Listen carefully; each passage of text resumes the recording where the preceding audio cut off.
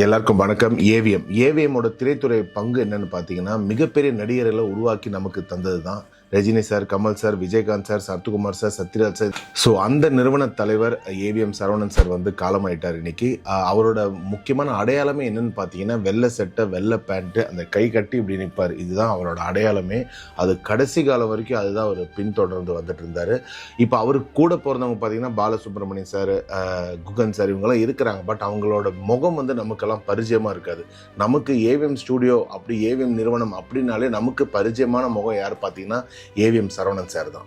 90s 2K கிட்ஸுக்கெல்லாம் இவரோட படத்தை பற்றி தெரிஞ்சுக்கணும்னா, பாட்டி சொல்லி தட்டாதே, சம்சாரம் அது மின்சாரம், சிவாஜி த பாஸ், மின்சார கனவு, அயனு, எஜமான், இந்த மாதிரி அற்புதமான படங்கள் எல்லாம் தயாரிச்சது தான் ஏவிஎம் நிறுவனம். அவரோட ஆத்மா சாந்தி அடையணுன்றது நானும் என்னோட டீமோட சார்பாகவும் நான் ஆண்டவனை வேண்டிக்கிறேன். பாய்.